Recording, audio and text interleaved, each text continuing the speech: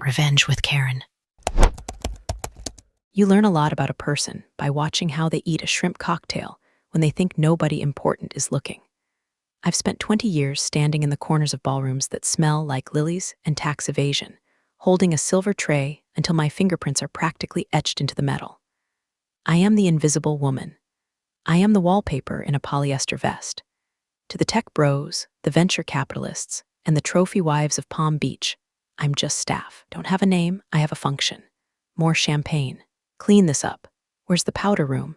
But here's the thing about being invisible. People stop hiding who they really are when they think they're alone in a room. I've heard mergers whispered about before the SEC even had a clue. I've seen wedding rings slipped into pockets before the second martini is even finished. I've watched billionaires cry in mop closets because their dad never hugged them. I know where the skeletons are buried because, half the time, I'm the one handed the shovel and told to tidy up the dirt. If you're into stories about the help striking back, or just want to see an egomaniacal CEO get absolutely wrecked by a woman in orthopedic shoes, you might want to hit that follow button and maybe give this an upvote. Trust me, the tea I'm about to spill is hotter than the coffee I've been serving for 2 decades. Really helps keep the stories coming. Tonight was supposed to be the coronation of Blake Sterling. Blake. I remember when he was just a sweaty kid in a rented suit, pitching his startup, Nebula Tech, or whatever buzzword salad they were tossing that week, in the back room of this very club. He was shaking so bad he spilled sparkling water on his crotch.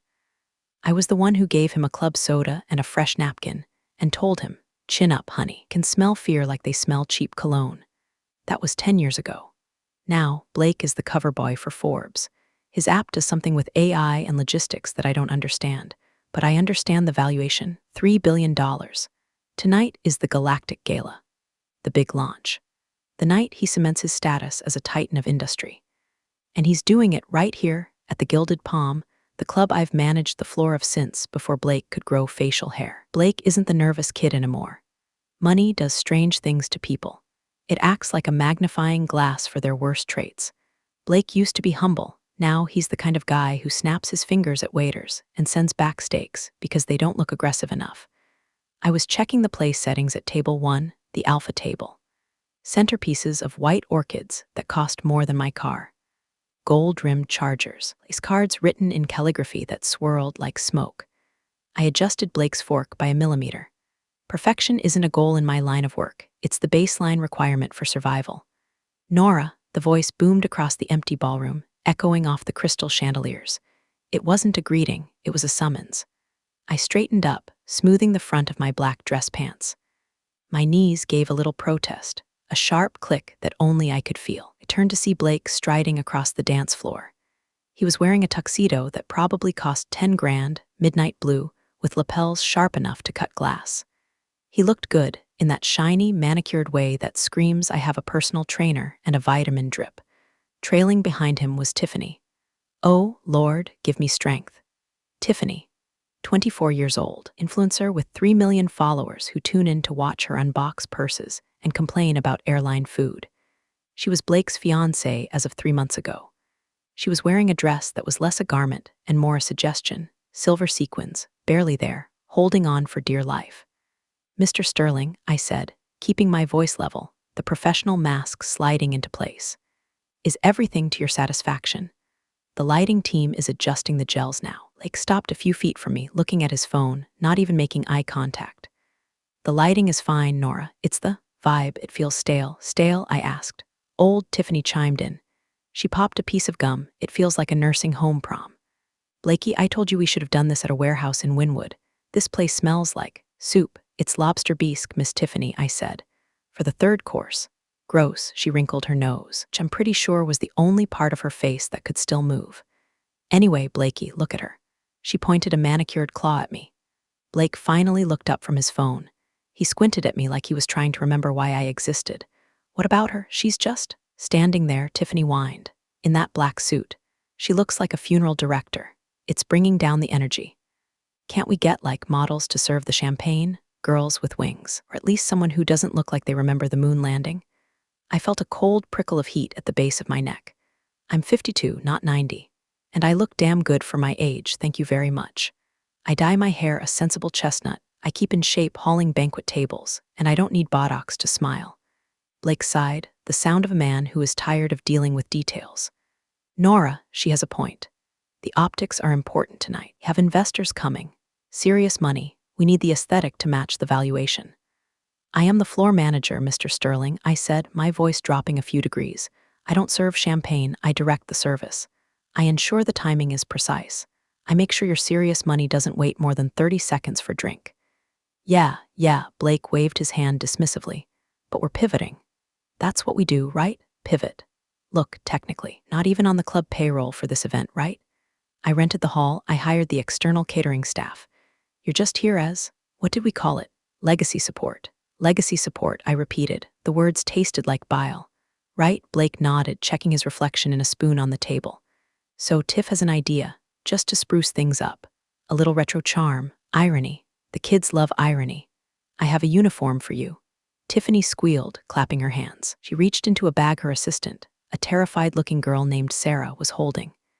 She pulled out a dress. It was hideous. It was a French-made costume from a bad Halloween store. Black polyester with white lace trim, a short skirt, and I kid you not, a little white ruffled headband. Vintage chic, Tiffany beamed. You put this on and you carry a tray, it'll be like a commentary on service. You know, like ironic servitude. I stared at the dress. I looked at Blake. You cannot be serious. It's just for tonight, Nora, Blake said, finally meeting my eyes. There was nothing there. No recognition of the times I'd covered for him, the times I'd smoothed over his drunken rants to board members, the time I'd literally sewn a button onto his jacket 5 minutes before his first IPO meeting. I was just a prop. Don't be difficult.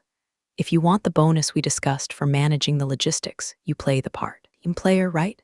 Team player, I whispered. Great. Tiffany shoved the polyester rag into my hands. Go change. Guests start arriving in an hour and try to look. I don't know, festive. Maybe some red lipstick. You look kinda washed out. They turned and walked away, Tiffany hanging on his arm, giggling about how iconic the photos were going to be. I stood there in the empty ballroom, clutching the cheap costume.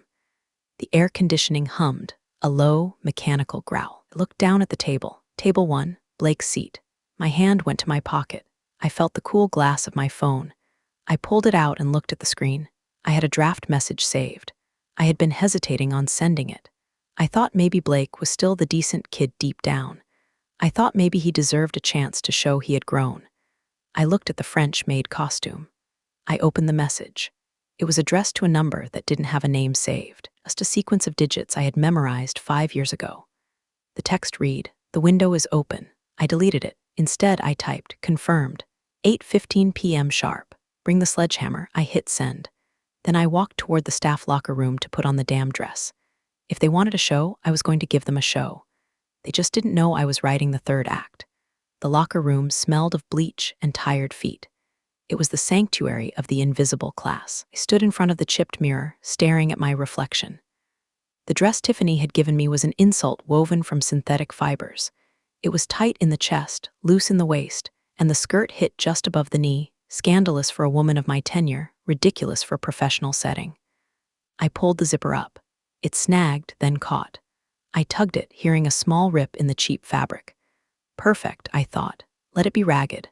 I put on the headband. It had little plastic teeth that dug into my scalp immediately. I looked like a caricature. I looked like what a 24-year-old thinks a 50-year-old servant should look like. A prop, a joke. Mrs. Nora, I turned. It was Miguel, the head bartender. He's a good man, supports 3 kids and a grandmother in Hialeah. He was polishing a wine glass, but he had stopped, staring at me with a mixture of horror and pity. Mrs. Nora, why are you wearing that? He asked. Slow. You are the floor manager. You wear the suit. Not tonight, Miguel, I said, applying the red lipstick Tiffany had demanded. It was a shade called Siren, bright and aggressive. Tonight, I'm legacy support. Apparently, this is what legacy looks like. Miguel frowned, setting the glass down with a little too much force. That man, Blake, he has no honor. After everything you did for him, I remember when he couldn't pay the rental fee for the small room. You waived the deposit. You told management it was a clerical error. I know, Miguel, I said, blotting my lips. The red stain on the tissue looked like blood. You should leave, Miguel said fiercely. Walk out. Let them handle the logistics. See how they like it when the ice melts and the shrimp turns gray. No, I said, turning back to him. I caught my own eyes in the mirror. They didn't look washed out, they looked like flint. If I leave, they win. If I leave, I'm just the old lady who couldn't hack the new vibe. Besides, I smoothed the ridiculous white apron. I have a table to serve. My phone buzzed in my pants pocket, which I had to hold in my hand now because this dress had no pockets, of course. Service workers aren't supposed to have personal lives. I glanced at the screen. A reply. Copy that. The jet just landed. We are en route. Don't let them leave the room. A grim smile touched my lips. Miguel, I said, night is going to be a little different. When the time comes, just keep pouring. No matter what happens, just keep pouring. Miguel looked at me confused, but he nodded. See, Mrs. Nora, I trust you. I walked out of the locker room and into the service corridor. The noise of the prep kitchen was a roar, clattering pans, shouting chefs, the hiss of steamers. I moved through it like a ghost. This was my engine room. I knew every chef, every busboy, every dishwasher. As I walked past, heads turned. Conversation stopped. They saw the dress. They saw the humiliation. Keep working, I snapped, but not unkindly. The lobster bisque isn't going to ladle itself. Let's go, people, we have a timeline. They scrambled back to work, but the energy had shifted. They were angry for me. Good. Anger is a better fuel than fear. I pushed through the double doors and back into the ballroom. The transformation was complete. Lights were dimmed to a moody purple and gold Nebula Tech colors. A DJ booth had been erected on the stage where a string quartet usually sat. The bass was already thumping, testing the sound system. It rattled the fillings in my teeth. Blake and Tiffany were by the entrance, posing for a photographer. Chin down, babe, Tiffany was saying. Look powerful. Look like you just bought the moon. Blake adjusted his cuffs, jutting his jaw out. Looked like he was trying to solve a math problem while holding in a fart. They turned and saw me. Tiffany squealed, oh my God, it's perfect. She grabbed her phone and snapped a picture of me without asking. Caption, even the help is vintage tonight. #Nebula Gala #old school #service with a smile. Blake chuckled. A dry, hollow sound. You look spirited, Nora. Good sport. Table 4 needs water glasses refreshed, I said, my voice deadpan. The floral arrangement on table 2 is listing to the left. Details, details, Blake waved me off. Just mingle, offer hors d'oeuvres, look busy, and try not to frown, it wrinkles your face. I walked away before I could say something that would get me fired before 8:15. I took my position by the bar. The guests were starting to trickle in. The tech bros. Men in hoodies under blazers, wearing sneakers that cost more than my mortgage. Women in dresses that defied gravity and engineering. They swarmed in, eyes scanning the room not for friends, but for net worth. I stood there, holding a silver tray of champagne flutes. The condensation dripped onto my hand, cold and steady. Champagne, I offered to a man with a ponytail and a Bluetooth earpiece. He didn't look at me. He just took the glass. So I told Alon, you can't just tweet that man. He said to his companion, walking right through me. It was invisible again. But this time, I was invisible in a costume. It was a strange kind of power. They thought I was a joke, so they assumed I was deaf too. I circulated. I listened. The Q3 numbers are inflated. A man in a velvet suit whispered near the Shrimp Tower. Blake is counting projected subscriptions as realized revenue. It's a house of cards. I heard the SEC is sniffing around, his partner replied, shoving a crab cake into his mouth. But if the buyout goes through tonight, it won't matter. He'll cash out and it'll be someone else's problem. Who's the buyer? Unknown. Some private equity firm from New York. Shadow money. I smiled tightly. Not shadow money, I thought, smart money. I checked my watch. 7:45 p.m., 30 minutes. I adjusted my headband. The plastic teeth were really digging in now. Pain keeps you sharp. I looked across the room at Blake, who was laughing loudly at a joke that definitely wasn't funny. He was raising a glass, toasting his own reflection in the window. Enjoy it, kid, I thought. That champagne is about to go flat. The ballroom was a pressure cooker of humidity and ego. By 8:00 p.m., the room was packed. 300 people, and the collective self-importance was enough to suck the oxygen out of the air. DJ had switched from ambient beats to something that sounded like robots having a panic attack. The bass vibrated the floorboards, shaking the crystal stems of the wine glasses. I wove through the crowd, my tray lighter now, collecting empties. The smell was a nauseating cocktail of truffle oil, expensive gin, and Santal 33. Everyone smelled the same, like wood chips and money. I moved with the rhythm of the service. Sweep left, grab the napkin. Pivot right, dodge the drunk investor. Smile, nod, fade away. Excuse me. A young woman with lip fillers that looked painful snapped her fingers at me. Can we get some more of these spicy tuna things? And make sure they're gluten-free. I puffed up last time. I'll check with the kitchen, miss, I said. Don't check, just do. She rolled her eyes, turning back to her phone. She was live streaming. Hey guys, we are at the Nebula launch. It is lit. But the service is kinda slow, lol. I swallowed the urge to dump the tray of dirty glasses into her Prada bag. 15 minutes. I made my way toward the VIP section. Tables 1 through 5. This was the inner circle. Blake sat at table 1, flanked by potential investors and board members. Tiffany was on his lap, literally on his lap, feeding him grapes like a low-budget Cleopatra. Babe, stop, Blake laughed, but he didn't push her away. He looked sweaty. His eyes were darting around the room. Panic, he was waiting for something or someone. Where are they? I heard him hiss to his CFO, a frantic little man named Gary who looked like he was vibrating.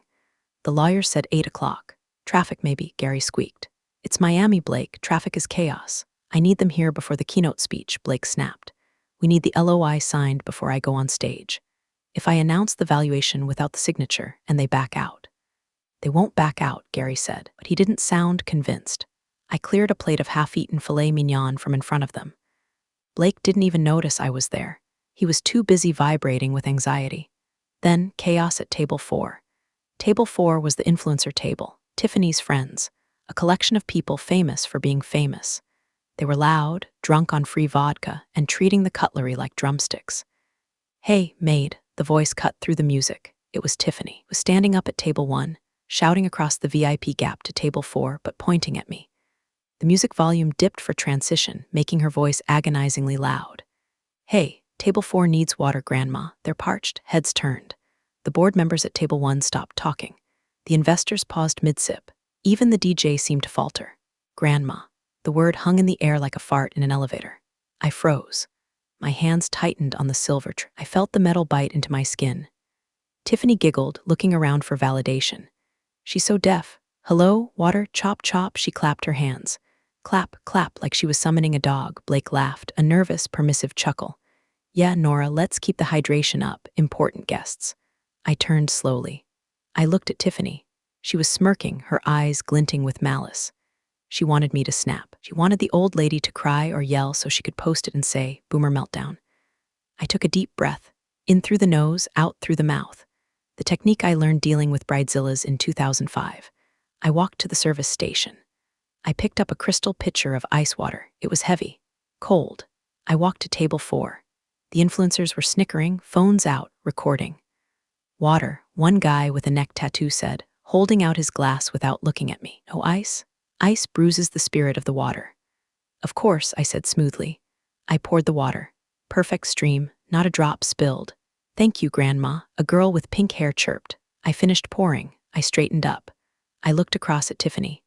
I didn't scowl, I smiled. A terrifyingly calm, grandmotherly smile.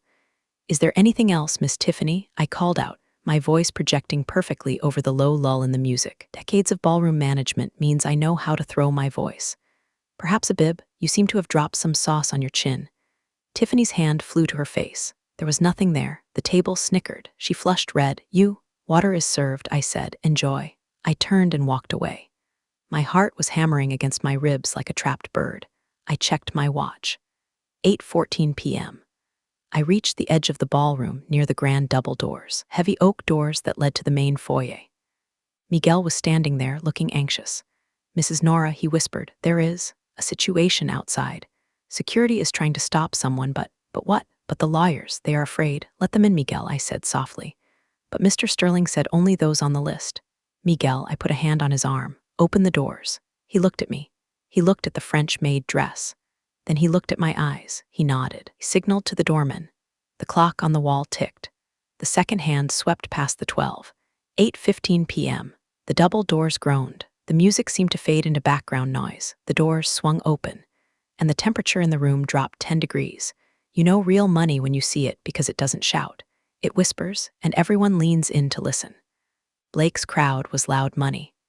Logos, neon noise. Group that walked through those double doors was something else entirely. It was old world. We own the steel mills that built your city money. 2 men in charcoal suits entered first, Evelyn's personal security. They didn't look like bouncers. They looked like Secret Service agents who had just cleared a perimeter.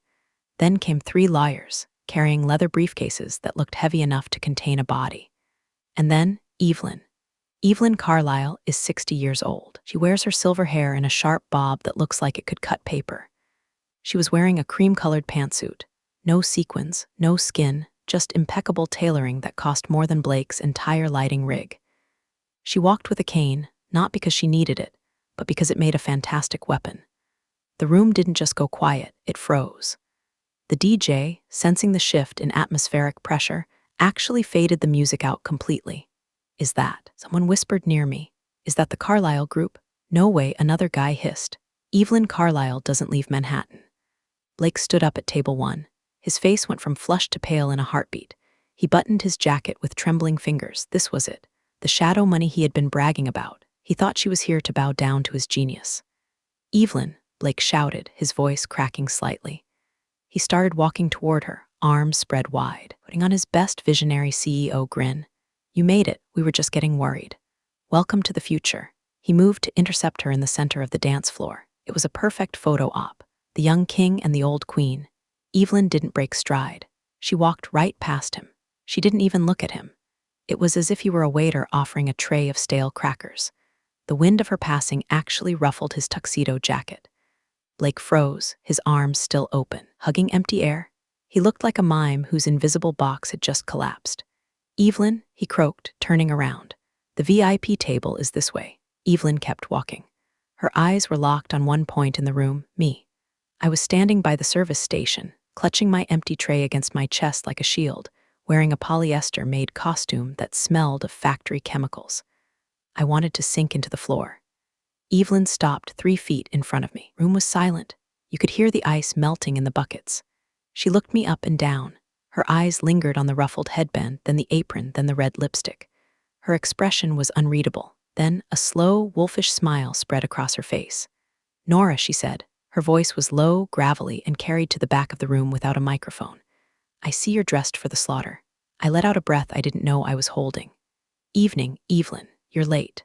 Traffic on the bridge, she dismissed with a wave of her hand. And I had to stop to pick up the check. She stepped forward and did something that made the entire room gasp. She hugged me, not a polite, air-kiss society hug, a real one. She pulled me in, crushing my cheap polyester against her cashmere. She smelled of rain and expensive tobacco. It's good to see you, my friend, she whispered in my ear. You too, I choked out.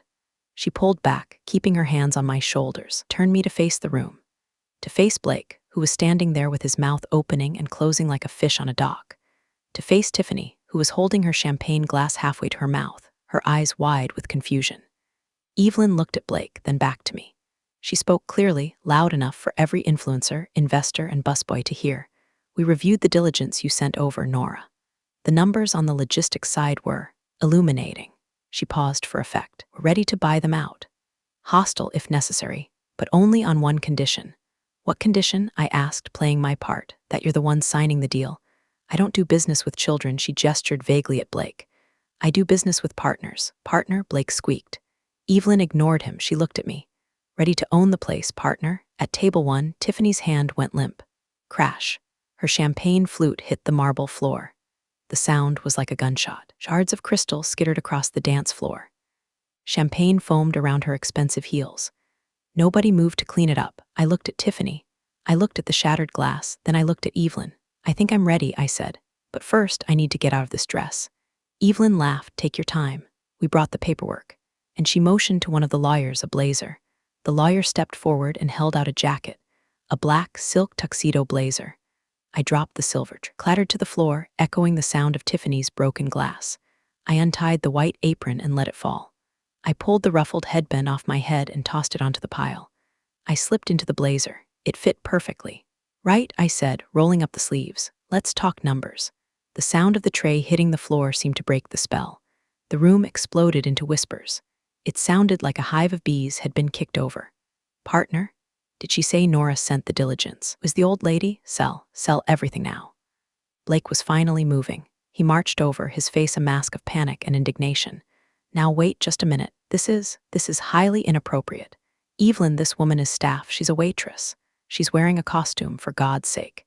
Evelyn turned to him slowly, leaning on her cane. She looked at him with the kind of pity you reserve for roadkill. She's staff. Evelyn repeated. Blake, this woman has been running this room since you were playing video games in your mother's basement. She knows more about your operational overhead than your CFO does. She pointed a manicured finger at Gary, the sweating CFO. Gary here has been cooking the books on the logistics side, hiding shipping costs in marketing. Nora caught it 3 years ago. She just didn't say anything because she was waiting for me.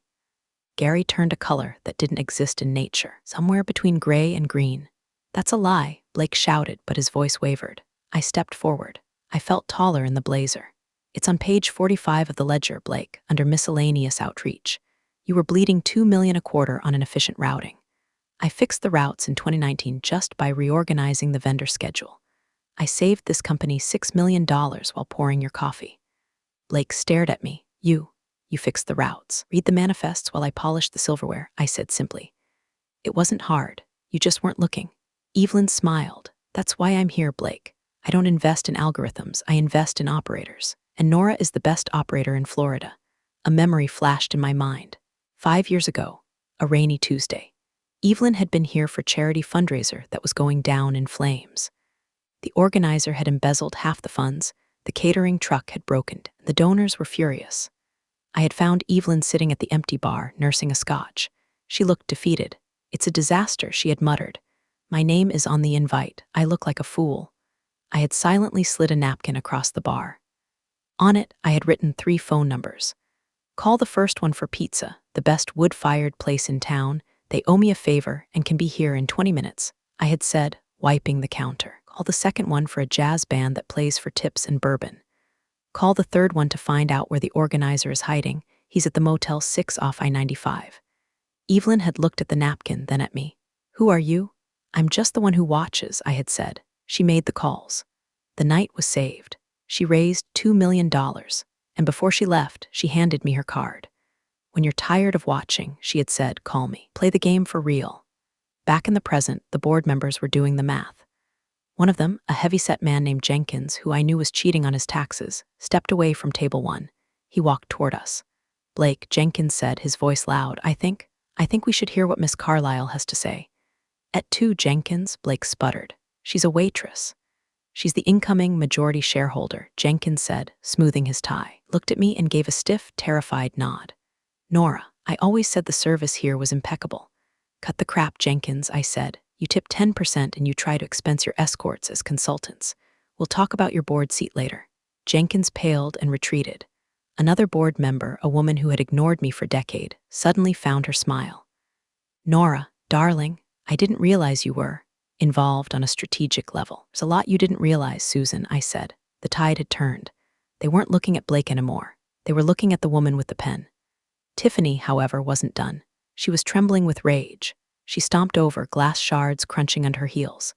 This is a prank, she shrieked. It's a prank show. Where are the cameras? You can't just buy a company at a party. That's illegal or something.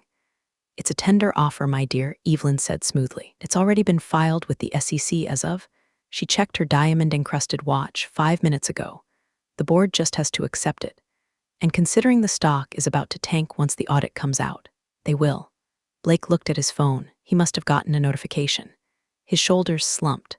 The arrogance drained out of him, leaving just a scared boy in a tuxedo. Nora, he whispered. Why? Because you forgot who fed you, I said, and you called me grandma. Blake looked around the room. The silence was heavy, suffocating. The tech bros were awkwardly checking their phones, pretending to text, edging toward the exits. The party was dead. The wake had begun. You can't do this, Blake said, his voice gaining a desperate, frantic edge. This is my company, my vision, you move plates, Nora. You don't know the first thing about synergy or scalability. Synergy? I laughed. It was a dark, rich sound. Blake, I manage a room of 300 drunk narcissists every weekend and make them feel like royalty. That is synergy. I coordinate kitchen timing, valet logistics, vendor disputes, and crisis management simultaneously while remembering that Mrs. Vanderbilt is allergic to strawberries. That is scalability. I took a step closer to him. You built an app that helps companies ship boxes. I built a network of people who actually get the job done. You were doing TED talks. I was listening to your suppliers complain that you hadn't paid them in 90 days. That's cash flow management. Blake protested. That's bankruptcy fraud, Evelyn corrected from behind me. And the DOJ is going to love the emails Nora saved. Blake flinched as if slapped. You saved emails? I cleaned your office, Blake, I said. I emptied your trash. I saw what you shredded. I saw what you forgot to shred because you were too busy picking out engagement rings. I looked at Tiffany. She was staring at Blake with horror. Not because he was in trouble, but because she realized the money tap was turning off. You're broke, Tiffany whispered. The venom in her voice was pure acid. Blakey, tell me you're not broke. It's a liquidity issue. Blake shouted, sweating profusely now. It's temporary, once the IPO hits. There is no IPO, I said calmly. Not for you. Evelyn is buying the debt. We're taking the assets. You're getting a golden parachute, Blake, but it's full of holes. This is insane, Blake muttered, running a hand through his gelled hair. I'm the CEO. You can't replace the founder. Watch me, I said. I turned to the crowd. Ladies and gentlemen, I projected my voice again. The bar is closed. A groan went through the room. However, I continued. Those interested in the future of Nebula Logistics under new management. There is a reserve of 1942 Don Julio in the cellar that I've been saving for a special occasion. And since I now own the cellar, I looked at Miguel. Open it up, Miguel, on the house. A cheer went up. A tentative one, but a cheer nonetheless. The loyalty of the crowd shifted instantly to the person with the better liquor. Blake stood alone in the center of the dance floor. Spotlight that had been following him seemed to waver, then drift, leaving him in the shadows. I made you, he hissed at me, his eyes wet. I let you stay on. I gave you a job when you were just an old relic. You didn't give me a job, Blake, I said, leaning in close so only he could hear. You gave me a front row seat to your funeral, and you made me wear a maid costume to it. I reached up and unclipped the name tag from the blazer I was wearing underneath. It said Nora Staff. I tossed it onto his chest. It bounced off his tuxedo lapel and clattered to the floor. You can keep that, I said, souvenir. I'm calling security, Tiffany shrieked, suddenly finding her voice again. This is harassment. Get her out of here. She looked around for the bouncers. 2 large men in black suits stepped forward. Tiffany pointed at me. Throw her out. The bouncers looked at Tiffany, then they looked at me. One of them, guy named Tiny who had helped get dental insurance last year, crossed his arms. Sorry, Miss, Tiny rumbled. Mrs. Nora says you gotta leave. Tiffany's jaw dropped. Excuse me? You heard the man, I said, and take your boyfriend with you. He's ruining the vibe. Evelyn tapped her cane on the floor. Click, click. Well, she said, surveying the room where the guests were now happily swilling the good tequila and ignoring the sobbing ex-CEO. I think we're done with the theatrics. We sign? One of the lawyers opened a briefcase on table 1, right next to the congealing filet mignon. We have the documents here, Miss Carlyle. No, I said. Evelyn raised an eyebrow. No, not here, I said, looking around the ballroom. I'm done with this room. The acoustics are terrible and it smells like desperation. I pointed upward. We're going to the executive lounge. Blake's head snapped up. The lounge? That's private. That's keycard access only. My private collection is up there. I know, I said. I have the master key. I pulled a simple brass key from my pocket. It wasn't electronic. It was the old manual override key for the building maintenance. After you, I gestured to Evelyn. We walked toward the elevators. The crowd parted like the Red Sea. I felt eyes on me, curious, fearful, respectful. For the first time in 20 years, they weren't looking through me. They were looking at me. We stepped into the elevator. Evelyn, the lawyers. We left Blake and Tiffany shouting at security in the lobby. The doors slid shut, cutting off the noise of the party. Silence, blessed silence. You have a flair for the dramatic, Nora, Evelyn chuckled as the elevator rose. I learned from the best, I said. You should have seen the time I had to get a live jaguar out of the bridal suite. The elevator dinged at the penthouse level, the executive lounge. It was a space of dark leather, chrome, floor-ceiling windows overlooking the Miami skyline. It was designed to intimidate. I walked straight to the main desk, Blake's desk. It was a massive slab of mahogany. I walked around it and sat in the ergonomic leather chair. It groaned slightly, adjusting to my weight. I put my feet up on the desk.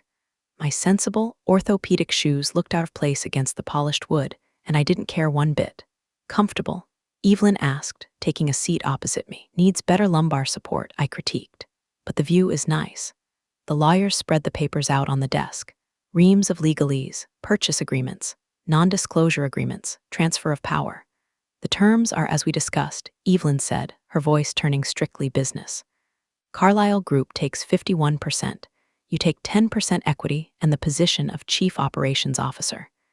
Blake retains a minority stake, but no voting rights. Remains a figurehead until the transition is complete. Then we buy him out for pennies. And the staff, I asked, picking up a pen. It was a Mont Blanc.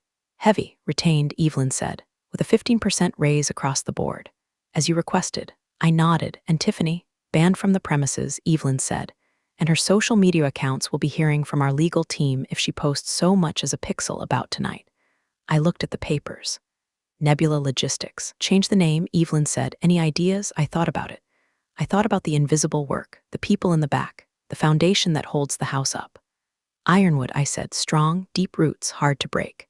Ironwood, Evelyn tested the word. I like it. I leaned forward. I didn't hesitate. I signed my name, Nora Vance. The signature was bold, sweeping. Done, I said, capping the pen. Congratulations, Evelyn said. You just bought a company. No, I said, standing up. I just took back the one I was already running. We took the elevator back down. I needed to address the staff.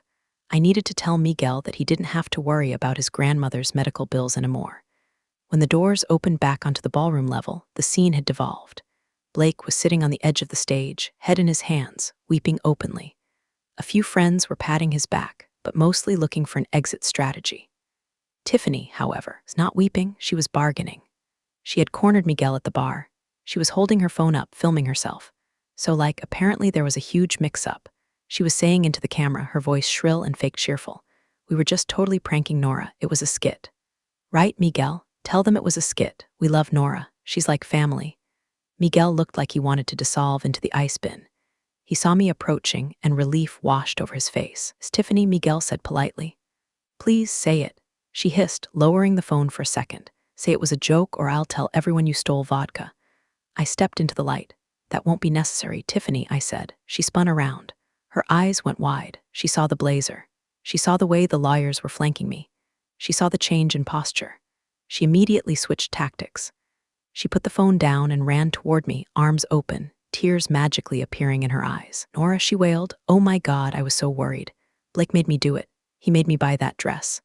I told him it was mean, but he said it was branding. You know I love you, right? I always said you were the best. She tried to hug me. I held up a hand, palm out. Stop. She skidded to a halt. Tiffany, I said. My voice was quiet, but it cut through the noise. Stop. But you called me grandma, I said. You snapped your fingers at me. Treated the people who feed you like garbage. I was stressed. She cried. Wedding planning is hard. You're not getting married, Tiffany, I said. Blake's credit cards are frozen as of 10 minutes ago. The company jet is grounded, and the lease on that penthouse, it's in the company name, my company. Her face went slack. The realization hit her. No money, no jet, no content, but we're friends, she pleaded. I tagged you in my story. Security, I said. Didn't shout, I didn't have to. Tiny and his partner materialized. Escort Miss Tiffany to the exit, I said, and make sure she doesn't take the silverware. You can't do this. She screamed as Tiny gently but firmly took her arm. Do you know who I am? I have 3 million followers. And I have the deed to the building, I said. Goodbye, Tiffany. She was dragged out, screaming about lawyers and lawsuits and how her father would hear about this. The room went silent again. I looked over at Blake. He hadn't moved. He hadn't defended her. He was broken. He looked up at me. Nora, he croaked. What happens to me? You go home, Blake, I said. You sleep it off. And tomorrow morning you come to my office. We have a lot of boxes to ship, and you're going to learn how to pack them. He stared at me. You're going to make me pack boxes. If you want to keep your equity, I said, you start at the bottom. Like I did. Looked down at his hands. Soft, manicured hands. Then he nodded, a slow, defeated nod. Okay, he whispered. Good, I said. I turned to the room. The staff was watching. Miguel, the waiters, the busboys, they looked stunned. I winked at Miguel. Table 4 is clear, I said. Reset it. The party wound down, but not in the usual way. Usually, galas end with a whimper, drunk guests stumbling out, half-eaten cake on the tables, sad lights coming up to reveal the stains on the carpet. This time, the energy was electric. The vultures, the investors, had realized that the company wasn't dying. It was just under new management. Better management. They lined up to shake my hand. Men who had ignored me for a decade were suddenly very interested in my opinions on supply chain logistics. Nora, about that routing issue in the Midwest. Nora, I'd love to buy you lunch next week. Nora, credible strategy. I navigated them with the same grace I used to navigate a tray of hot soup through a crowded dance floor. Polite, efficient, but distant. I wasn't their friend. I was their operator. By 2 a.m., the last guest had left. The ballroom was quiet. The staff was cleaning up. Usually, I would be there with them, picking up napkins, counting inventory. Tonight, I stood on the balcony overlooking the room. Evelyn walked up beside me. Had traded her cane for a glass of the vintage tequila. "Not bad for first day," she said. "We have a lot of work to do," I said, looking down at the crew below. "The inventory system is a mess. The vendor contracts need renegotiating, and the HR department is a joke. That's why you're here," Evelyn said. She clinked her glass against the railing. "To fix the mess the boys made." I looked down. Miguel was wiping down the bar. He looked up and saw me. He stopped, tapped the shoulder of the busboy next to him. They both looked up. Miguel raised his polishing cloth in a salute. The busboy gave a thumbs up. I felt a lump in my throat. That was the real victory. Not the money, not the title, but the fact that we had won. The invisible people. "You know," I said to Evelyn. "Blake wasn't entirely wrong." "Oh." Evelyn raised an eyebrow. "The lighting was a little stale," I admitted. "Maybe we should change the gels for the next event." Evelyn laughed. "Or the boss, change whatever you want." I looked at the French-made costume, which was still piled in the corner where I had dropped it. A pile of black polyester and shame. "Miguel," I called down. He looked up. "Yes, boss." "Throw that maid outfit in the incinerator," I said. "And Miguel, see, burn the headband first." He grinned. "With pleasure, Mrs. Nora." I turned away from the balcony. My feet hurt, the familiar ache of a double shift. But for the first time in 20 years, pain felt different. It didn't feel like burden. It felt like work, my work. I walked toward the exit, my heels clicking on the marble. I checked my phone, one new notification. It was from the bank, a deposit alert, the signing bonus. The number had so many zeros I had to count them twice. I smiled. I walked out of the Gilded Palm, not through the service entrance, but through the front doors. The valet saw me coming. He scrambled to get the door. "Good night, Miss Vance," he said, straightening up. "Good night, Carlos," I said. "Keep the change." I handed him a crisp $100 bill. I got into my car, my old, reliable sedan that had seen better days. I sat there for a moment in the quiet. I looked in the rearview mirror. I wiped off the siren red lipstick. Underneath, I looked tired. I looked 52. I looked like a woman who had spent a lifetime standing in the back of the room. But in the reflection, I saw something else, too. I saw the woman who held the pen. I started the engine. The radio came on. It was a classic rock station. I turned it up. I drove home, leaving the lights of the gala behind me. Table 4 was cleared. The glass was swept up. The bill was paid. And tomorrow, I had a company to run.